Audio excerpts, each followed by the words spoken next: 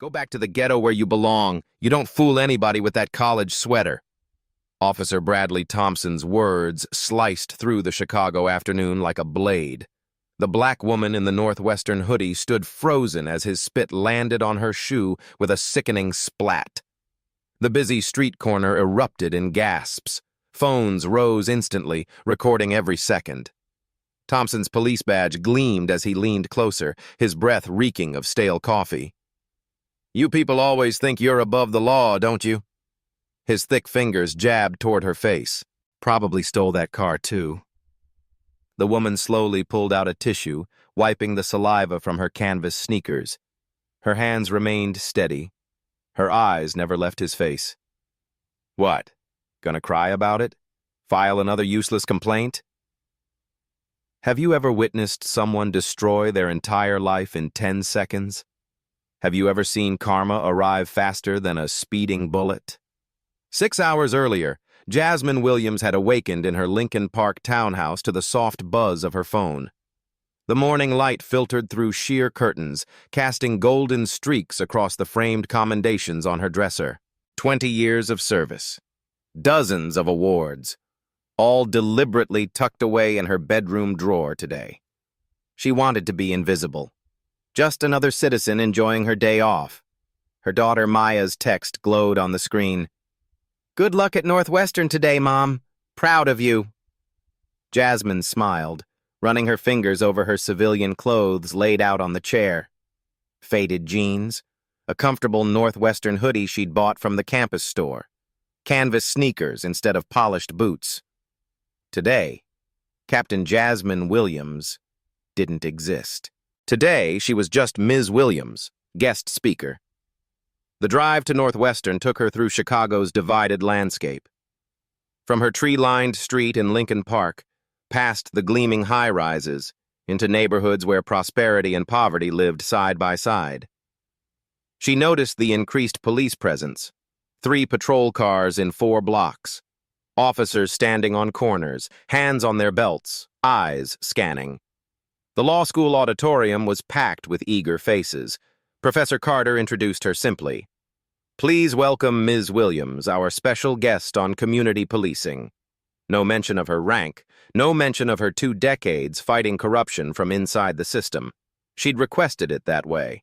"Who here has had a negative encounter with police?" Jasmine asked the students. Nearly every hand rose. Black hands, brown hands, even white hands.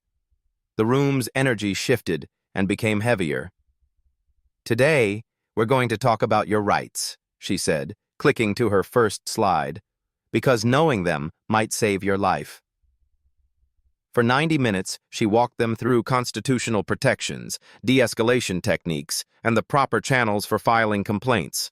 Students scribbled notes furiously. Some recorded on their phones. One young woman wearing a hijab raised her hand. "What if the officer doesn't care about our rights?" Jasmine paused, choosing her words carefully. "Document everything. Record if you can. And never, ever lose your composure. Your dignity is your power." After the lecture, Jasmine stopped at Grounded Cafe on Clark Street.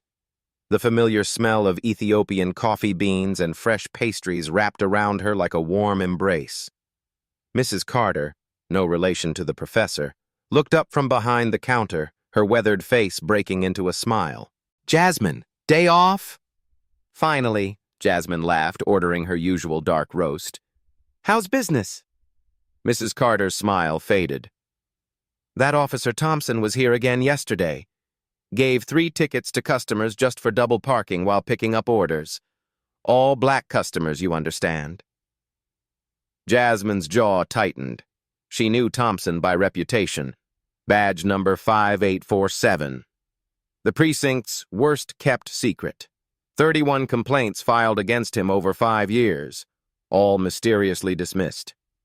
His father-in-law ran the police union, a detail that explained his untouchable status. "They call him the Intimidator," Mrs. Carter whispered, glancing at the door. "He seems to enjoy it, especially around here where Lincoln Park meets the real world." The area was a borderland. Million-dollar townhouses sat blocks away from struggling businesses. Young white professionals jogged past elderly black residents who'd lived here for generations, and in between, officers like Thompson played king. "Someone needs to stop him," Mrs. Carter said, wiping down the counter with aggressive strokes. Jasmine sipped her coffee slowly. "Someone will." At 11:45, she walked back to her Honda Accord, deliberately chosen for its invisibility. No vanity plates, no police parking stickers, nothing to indicate she was anything more than another black professional trying to navigate the city. The parking meter showed 15 minutes remaining. She'd been careful, as always, to overpay, but as she approached, she saw the patrol car. It was parked at an angle, deliberately blocking her in. Officer Bradley Thompson leaned against her car, writing in his ticket book. His bulk cast a shadow across her windshield. His uniform was crisp, almost militaristic in its precision, the kind of officer who confused fear with respect. Jasmine took a breath, feeling her phone in her pocket. She thought about the student's question. What if the officer doesn't care about our rights? She was about to find out. The coffee in her stomach turned cold as Thompson looked up, his pale blue eyes narrowing at her approach. His hand moved instinctively to his belt, fingers drumming against his equipment. The street suddenly felt smaller. The beautiful afternoon dimmed. And somewhere in the universe, karma checked its watch and began counting down. "This is your vehicle?" Thompson's voice carried the weight of assumed guilt, each word deliberately slow like he was talking to a child. Jasmine kept her hands visible, moving with the practiced caution every black person learns from childhood. The afternoon sun beat down on the asphalt, making heat waves shimmer between them. "Yes, officer? Is there a problem?" Meters expired. He didn't look up from his ticket book, pen scratching against paper with aggressive strokes. "Officer, there's still 15 minutes. She pointed at the digital display showing 0:15 in bright green numbers. "You calling me a liar?" His head snapped up, pale blue eyes flashing with something darker than annoyance. A vein pulsed at his temple.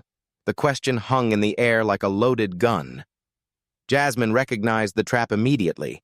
Say yes, and she was aggressive. Say no, and she admitted to a violation that didn't exist. The street noise seemed to fade, leaving only the sound of her steady breathing. "I'm simply pointing out what the meter shows," she said evenly, keeping her voice neutral and factual. Thompson slammed his ticket book shut. The sound cracked like a whip, making several pedestrians jump. "You got a smart mouth, typical for your kind." The words, "your kind," landed exactly as intended. Jasmine felt her pulse quicken but kept her face neutral. Her hands remained loose at her sides, non-threatening. Around them, the lunch crowd began to notice the confrontation. A young couple slowed their walk, pretending to window shop while watching. A delivery driver leaned against his truck, phone already recording. "May I document the meter?" Jasmine reached slowly for her phone, announcing her movement. "Put the phone down, now!" Thompson's hand moved to his weapon, fingers wrapping around the grip. She froze completely. In broad daylight on a busy Chicago street, his hand rested on his gun because she wanted to photograph a parking meter. The absurdity might have been funny if it wasn't potentially lethal. The metal of his badge caught the sun, temporarily blinding her. "I'm putting it away," she said, sliding the phone back into her pocket with glacial slowness. No sudden movements. Mrs. Carter emerged from the cafe, dish towel still in her weathered hands. The elderly woman's face showed a mixture of fear and determination. "Officer, she's been parked there legally. I saw her pay the meter myself. Mind your business, Grandma, or you're next." Thompson didn't even turn to look at her, dismissing her with a wave. Mrs. Carter's face flushed, but she held her ground, her small frame straightening with dignity. "I have owned this business for 30 years. This is my street, too. I know my rights." "Your street?" Thompson laughed, a harsh bark without any humor. We'll see about that after I'm done here. License and registration. Now. Jasmine moved deliberately to her pocket, narrating each action. I'm reaching for my wallet, officer. I didn't ask for a play-by-play. Just do it. And hurry up, I don't have all day. She handed over her civilian driver's license, the one that listed her as simply Jasmine Williams, with no rank or indication of her real job. Thompson studied it like he was decoding enemy intelligence, turning it over multiple times, holding it up to the light. Jasmine Williams, he read slowly, overemphasizing each syllable mockingly. Fancy name for a fancy girl. Lincoln Park address? He whistled low and long. How'd someone like you afford that? Must be a doctor or lawyer, right? Or maybe... He paused, his lips curling into a sneer. You got yourself a sugar daddy. White man taking care of you? I work for the city, Jasmine said simply, ignoring the insult. Sanitation? Picking up trash? His smile was all teeth, predatory. No, wait. Let me guess. Diversity hire at some nonprofit. They love filling their quotas with your type. Probably can't even spell your job title. A crowd was definitely forming now, a semicircle of concerned faces. She counted at least 12 phones recording their small red lights like electronic witnesses. Good. Let them see this. Let them see everything. Officer Thompson? She read his nameplate deliberately, making sure nearby phones could hear. Badge number 5847. What exactly is the violation you're citing me for? His face reddened like a thermometer rising. Expired meter. Failure to comply. And now you're getting an attitude. That's 3 violations right there. The meter shows 15 minutes, now 14 minutes remaining. Multiple witnesses can confirm this. You haven't given me any lawful orders to comply with. And asking questions isn't an attitude, it's my constitutional right. Oh, you're one of those. He stepped closer, close enough that she could smell stale coffee and cigarettes on his breath. Probably got a law degree from YouTube University. Let me educate you about the real world. He moved even closer, using his 6'3" height advantage to loom over her 5'6" frame. The smell of his cologne mixed with sweat invaded her space, making her stomach turn. Step out of the vehicle. On what grounds, officer? I smell marijuana. Strong smell. You've been smoking? The accusation was so predictable, so textbook, she almost sighed. I don't smoke, officer. Never have. I'm actually allergic. I said get out! Don't make me tell you again! His shout made a baby in a nearby stroller start crying. The mother, a young white woman with a Yale sweatshirt, looked terrified but kept recording, her hand shaking slightly. Jasmine noticed Officer Mitchell pulling up in another patrol car, probably responding to Thompson's earlier backup call. Mitchell was younger, maybe mid-20s, with nervous eyes that darted between Thompson and the growing crowd like a trapped animal. Jasmine exited her car with deliberate slowness, keeping her hands visible at all times. Thompson immediately crowded her against the vehicle, his chest inches from her face, his badge pressing into her shoulder. Hands on the car, spread your legs, wider. She complied, feeling the hot metal of her Honda burning her palms. Thompson's search was deliberately rough and invasive. He pulled her pockets inside out, scattering her belongings on the filthy ground. Tissues, keys, wallet, and chapstick landed in the gutter. A few dollar bills caught the wind, floating away like autumn leaves. Bend down and pick those up, he ordered, stepping on one of the bills with his boot. She bent slowly, gathering her belongings while he stood over her, his shadow falling across her like a dark cloud. Someone in the crowd whispered, "This is so fucked up." Another voice said, "Keep recording everything." "Pop the trunk," Thompson commanded when she finally stood. "I don't consent to a vehicle search, officer. I don't need your consent. Probable cause trumps everything." "What probable cause exactly?" "Your attitude, your failure to comply, the overwhelming marijuana smell, pick one." "That you completely fabricated?" Mitchell shifted uncomfortably, his hand fidgeting with his radio. Brad, maybe we should just shut up, rookie. Watch and learn how this works. Thompson yanked her keys from her hand roughly, scratching her palm with his fingernails. The trunk contained her gym bag, an emergency roadside kit, and a box of materials from her Northwestern lecture. Thompson zeroed in on the papers like a bloodhound, pulling them out roughly. Pages flew everywhere. Her carefully prepared presentation on constitutional rights, statistics on police misconduct, case studies of wrongful arrests, testimonials from victims. Community policing and constitutional rights, he read mockingly, his voice dripping with disdain. Are you some kind of activist? One of those cop-hating Black Lives Matter troublemakers? Figures. I teach at the university, Jasmine said calmly, watching her work scatter. Sure you do. And I'm the police commissioner. He deliberately threw the papers into the wind. Oops, look at that mess. They scattered like white birds, some landing in puddles, others catching on car windshields, one sticking to a passing woman's shoe.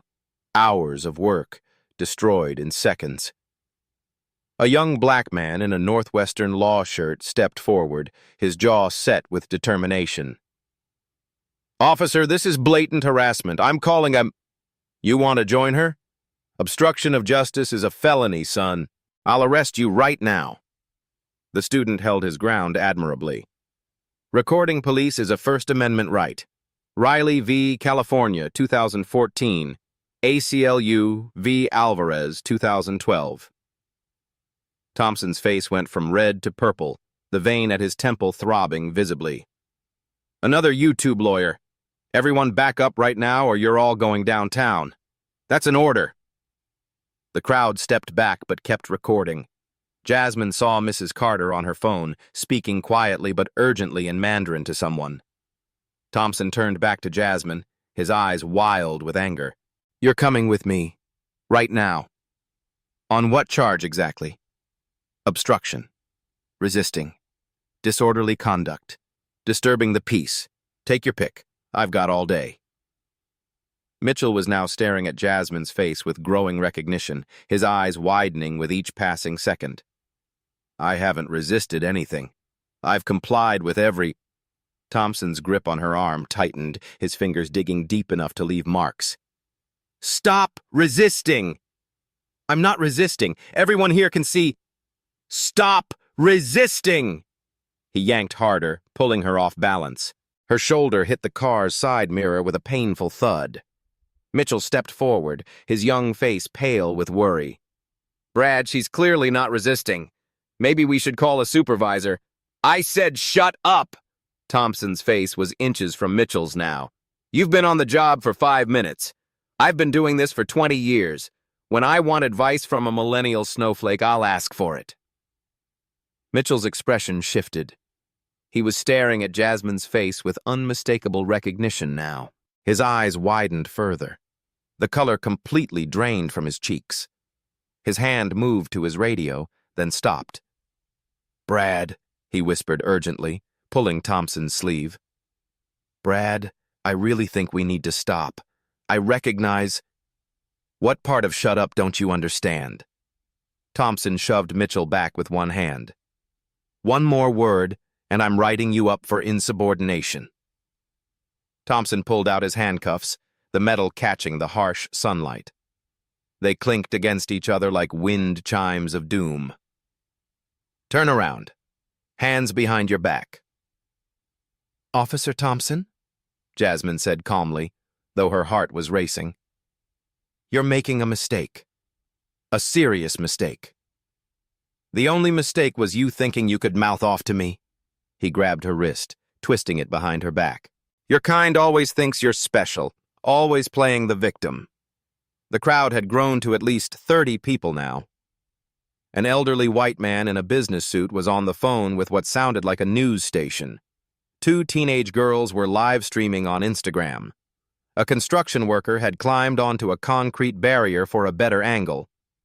This is police brutality, someone shouted. Shut up or you're next, Thompson shouted back, spittle flying from his mouth. He forced Jasmine's other arm back, the position straining her shoulders. She felt the cold metal of the first cuff click around her wrist. The sound seemed to echo in the sudden quiet that had fallen over the street. That's when Thompson noticed something in her back pocket. A leather fold, barely visible. He pulled it out roughly. "What's this? Another fake ID?" He started to open it. Mitchell lunged forward. "Brad, no, don't open!" But it was too late. The fold fell open in Thompson's hands. The gold badge caught the sunlight like a mirror, temporarily blinding him. The words were etched deep and clear. Captain, Chicago Police Department, Internal Affairs Division. Thompson's hands began to shake. The badge slipped from his fingers, clattering on the asphalt. His face went from purple to white in the span of 2 heartbeats. His mouth opened, but no sound came out. "Brad," Mitchell said quietly, "I tried to tell you. That's Captain Williams. She runs IAD." But Thompson wasn't listening. His rage, his humiliation, his fear all crystallized into one moment of pure, stupid impulse. Before anyone could react, before his brain could stop his body, he hawked and spat. The glob of saliva flew through the air in what seemed like slow motion. It landed with a wet splat on Jasmine's shoe, some of it splattering onto her jeans. The crowd gasped collectively. Someone screamed, "Oh my God, he just spit on her!" "You think your badge means something?" Thompson's voice cracked with hysteria. "You probably slept your way to that rank. Diversity hire, affirmative action quota." He was spiraling now, completely out of control. "That's what's wrong with this department. People like you pretending to be real cops. You don't deserve that badge. You don't deserve to be in my presence." Mitchell grabbed Thompson's arm. "Brad, stop! You're done! Stop talking!" Thompson shoved him away violently. Mitchell stumbled backward, nearly falling into traffic. A passing car honked, swerving to avoid him. "You set me up!" Thompson screamed at Jasmine, spit flying from his mouth again. "This was entrapment! You came here to trap me! Well, I don't care who you are! On this street, I'm the law!" He reached for his radio, his hands shaking so badly he could barely press the button. "This is Officer Thompson. I need all available units at Clark and Fullerton. Officer under attack. Send everyone." "Brad, what are you doing?" Mitchell looked horrified. "She's not attacking you. She's reaching for a weapon," Thompson shouted into the radio, though Jasmine hadn't moved at all, her hands still cuffed behind her back. The crowd erupted in anger. "She's in handcuffs! He's lying! We're recording everything!" Mrs. Carter pushed through the crowd, her small frame radiating fury.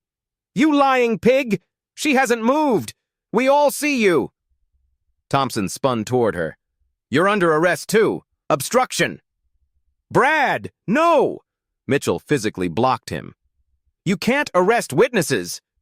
"They're not witnesses. They're accomplices." Thompson's eyes were wild now, darting everywhere. "This is a setup. They're all in on it." He turned back to Jasmine, pulling his pepper spray from his belt. "You're resisting arrest." "I'm standing still in handcuffs," Jasmine said calmly, though every muscle in her body was tense. "Stop resisting." He raised the pepper spray toward her face. That's when the crowd surged forward. The construction worker jumped down from his perch. The law student stepped between Thompson and Jasmine.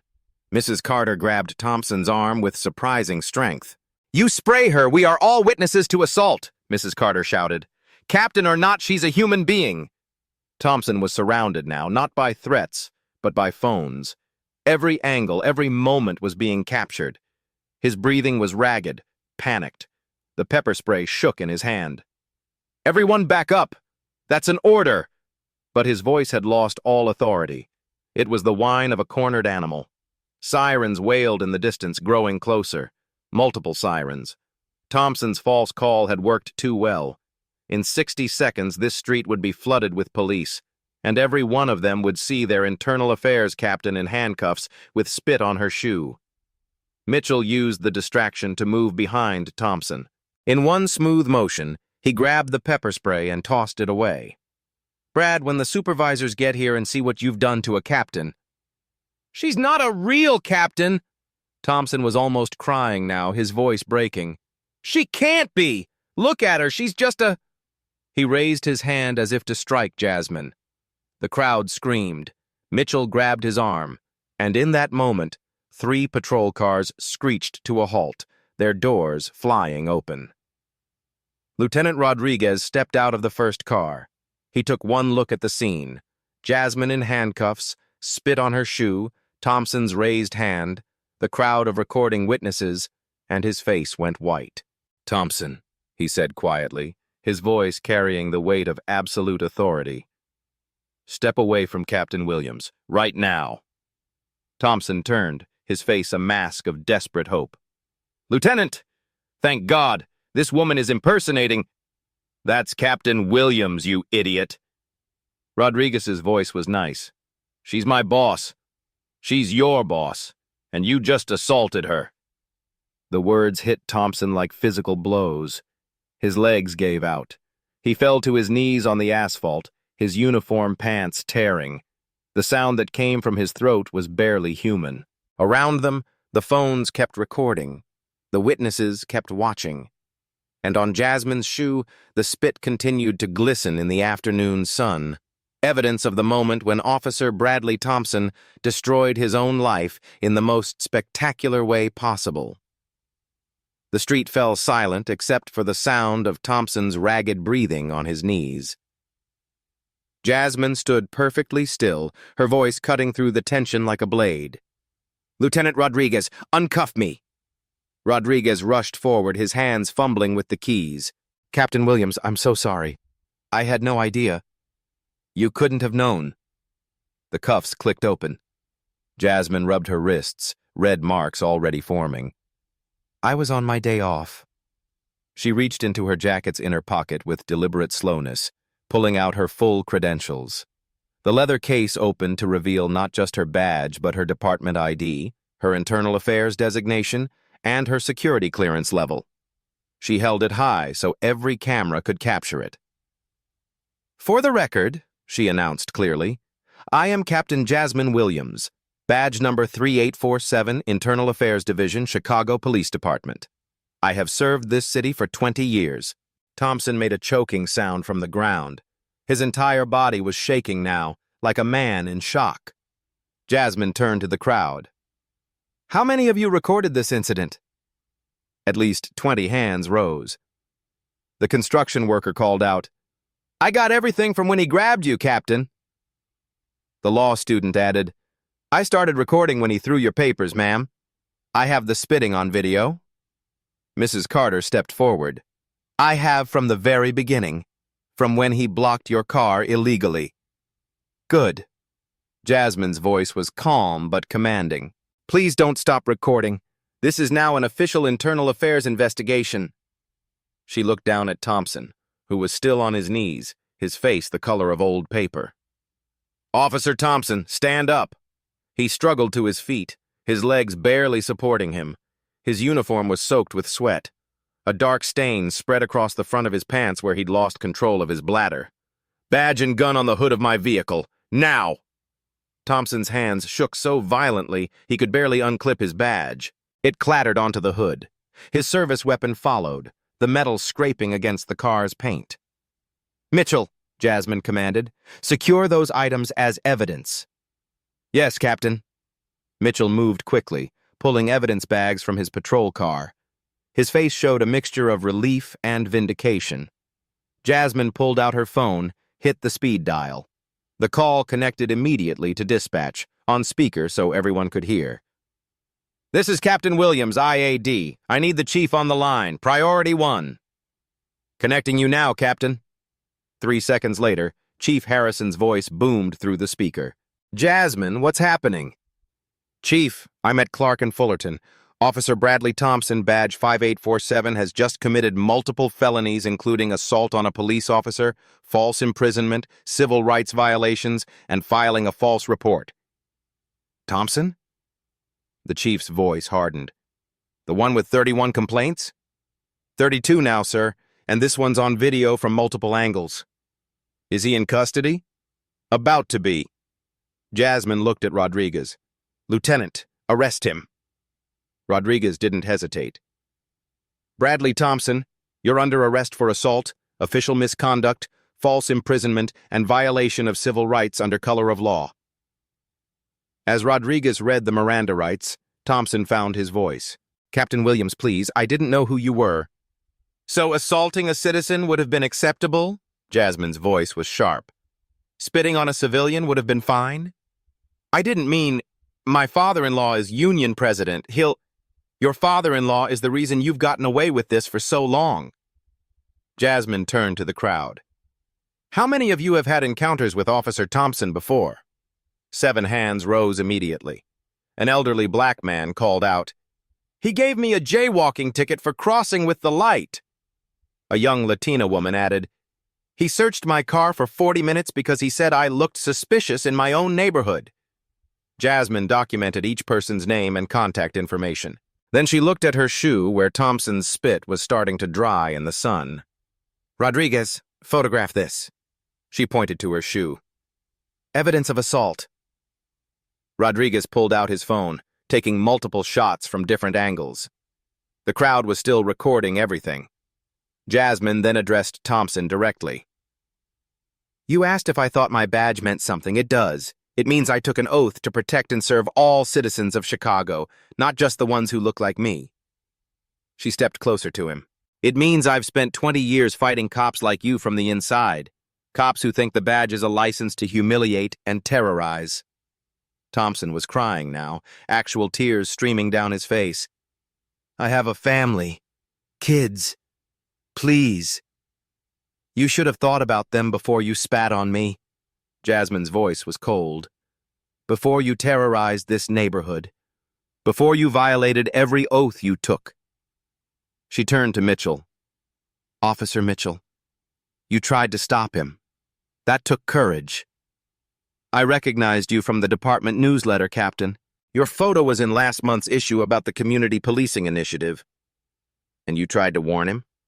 3 times, ma'am. He wouldn't listen. Jasmine nodded. That's going in my report. She looked back at Thompson. You had multiple chances to stop. Your partner tried to warn you, but your hatred was stronger than your sense.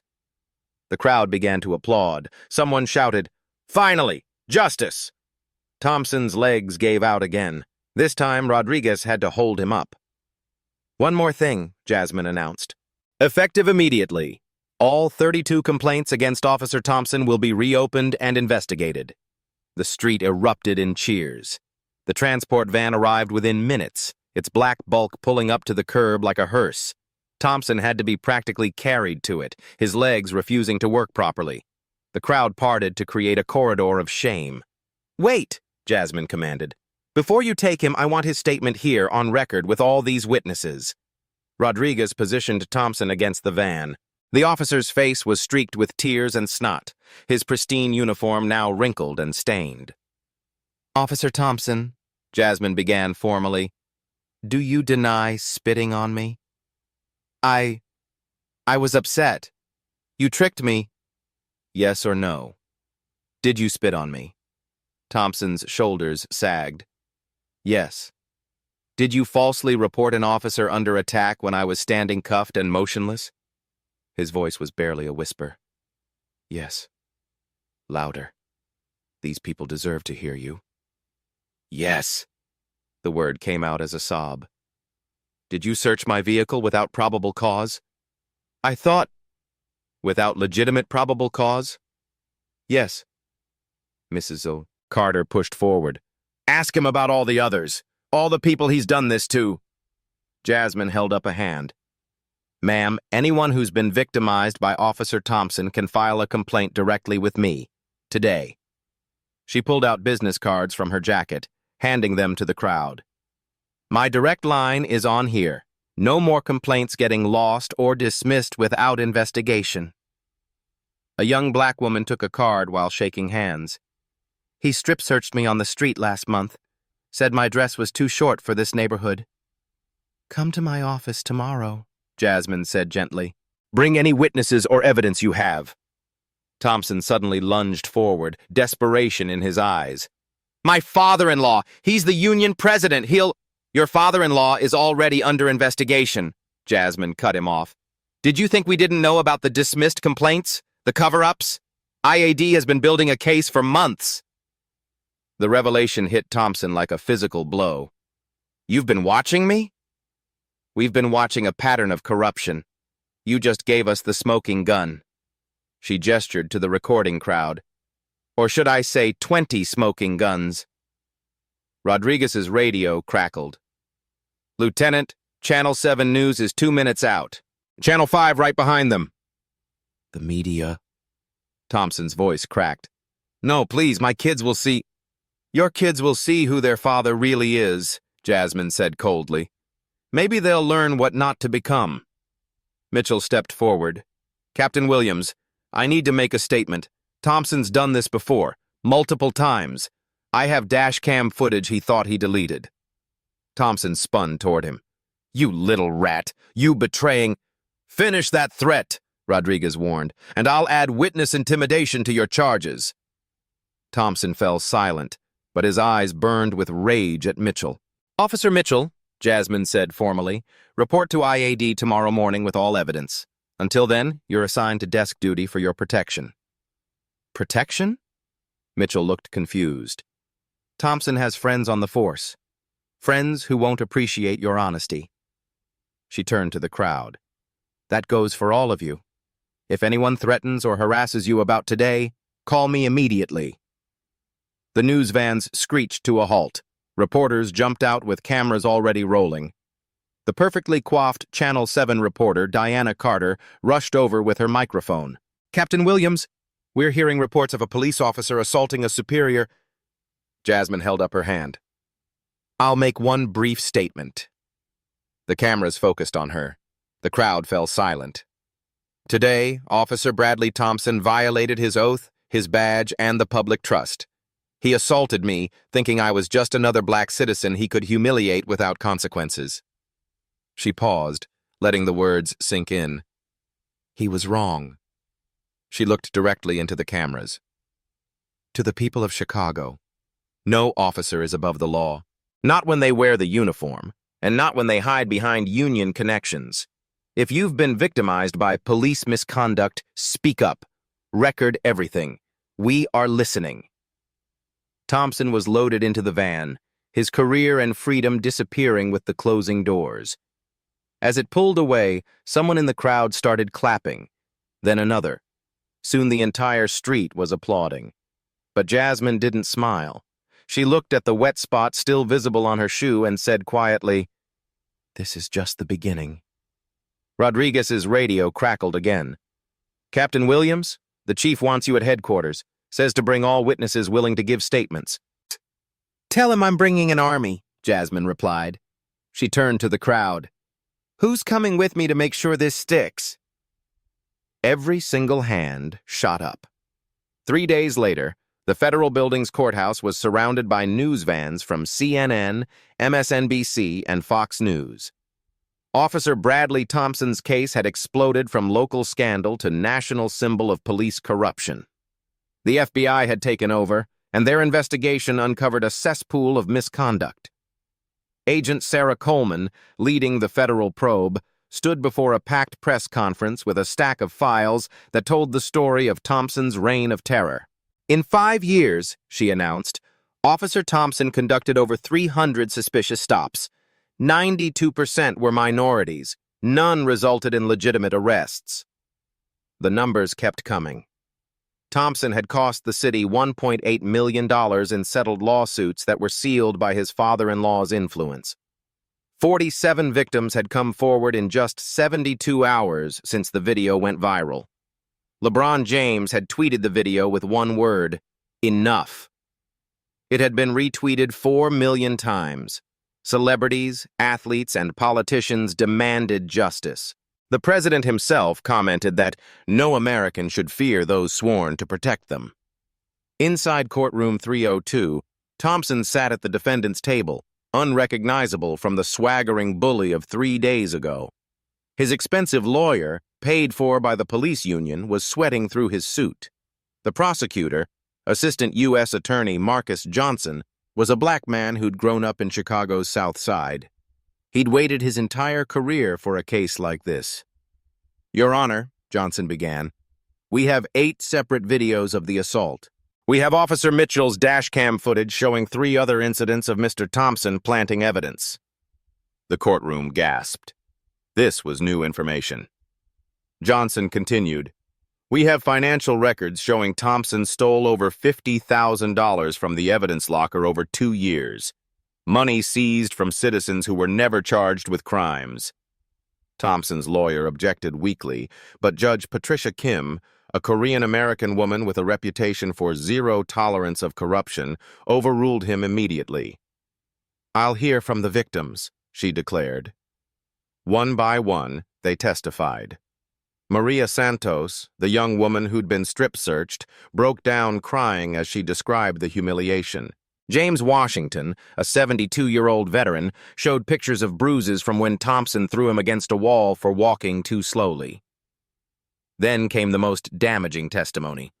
Officer Mitchell took the stand, his hands steady despite the death threats he'd received. "I have recordings," he said quietly, pulling out a flash drive. Thompson bragged about teaching them their place, about how his father-in-law would always protect him. The audio played through the courtroom speakers. Thompson's voice, clear and arrogant. "These people need to learn. A little fear keeps them in line. Besides, who's going to believe them over a cop?" Thompson's father-in-law, Union President Carl Morrison, was in the gallery. His face was purple with rage, but also fear. The FBI had served him with a subpoena that morning. Captain Williams took the stand last. She sat straight-backed, her uniform immaculate, her voice carrying absolute authority. "Officer Thompson didn't just assault me," she testified. "He assaulted the badge itself. Every good cop who serves with honor, every citizen who trusts us protects them." She looked directly at Thompson. "You asked me if I thought my badge meant something. Today you have your answer." The jury deliberated for exactly 3 hours and 17 minutes. When they returned, the foreman, an elderly white man who'd initially seemed sympathetic to Thompson, stood with the verdict. "Guilty on all counts." The courtroom erupted. Thompson collapsed in his chair, sobbing. His wife, sitting in the back row with their 2 teenage children, walked out without looking back. 2 weeks later, at sentencing, Judge Kim didn't hold back. "Mr. Thompson, you betrayed your oath, terrorized citizens, and corrupted the sacred trust of law enforcement." She looked at him over her glasses. "I sentence you to 8 years federal prison for civil rights violations, consecutive with 5 years state prison for assault and theft. Total, 13 years. Thompson wailed. His lawyer tried to argue for minimum security, but Judge Kim cut him off. "Maximum security. General population. Mr. Thompson needs to experience what it's like to be powerless among those who abuse their strength." The ripple effects were immediate. Thompson's father-in-law was arrested the next day on corruption charges. 12 other officers were suspended pending investigation. The entire internal affairs system was overhauled. Mayor Lightfoot announced sweeping reforms, mandatory body cameras that couldn't be turned off, civilian oversight with actual power, and quarterly bias training. The Thompson Protocols, they called them. Safeguards to prevent another predator from hiding behind a badge. Captain Williams was promoted to deputy chief, specifically tasked with reforming department culture. Her first act was creating a smartphone app where citizens could file complaints directly, bypassing the traditional channels that had protected Thompson for so long. 6 months later, police complaints in Chicago dropped by 60%. The Thompson case became required study at the police academy, a cautionary tale of how power corrupts when unchecked.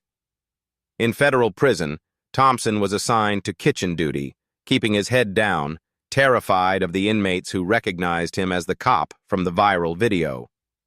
He wrote letter after letter to Jasmine, begging forgiveness. She never responded. Mitchell received a commendation for courage and became a training officer, teaching new recruits that loyalty to justice trumps loyalty to corrupt cops. Mrs. Carter's coffee shop became a symbol of community resistance. She framed the news articles about Thompson's conviction on her wall, right next to a photo of Captain Williams. The Department of Justice launched a nationwide review of police complaint systems, finding similar patterns of protection for abusive officers in dozens of cities. The Williams Act was introduced in Congress, making it a federal crime to dismiss legitimate complaints without investigation. And somewhere in Chicago, on a street corner where injustice had once reigned, citizens walked freely, knowing that sometimes, just sometimes, the system actually works. 1 year later, that same Chicago street corner looked different. Not physically. The buildings were the same, the parking meters still digital, Mrs. Carter's coffee shop still brewing its Ethiopian dark roast. But the energy had transformed completely. Officer David Park, a young Korean-American cop, helped an elderly black woman with her groceries, loading them into her car with genuine care. She thanked him without fear in her eyes. That was the difference. Captain, now Deputy Chief. Jasmine Williams stood at the Northwestern Law School podium again, this time to a standing ovation before she even spoke. The auditorium was packed beyond capacity, with overflow crowds watching on screens in adjacent rooms. 1 year ago, she began, her voice carrying the weight of everything that had happened, I was just another black woman facing harassment. The badge in my pocket saved me. But what about those without badges? The audience was silent, hanging on every word. Bradley Thompson is serving one of 13. His father-in-law is doing 7 for corruption. 12 officers were fired. But that's not justice. That's just the beginning.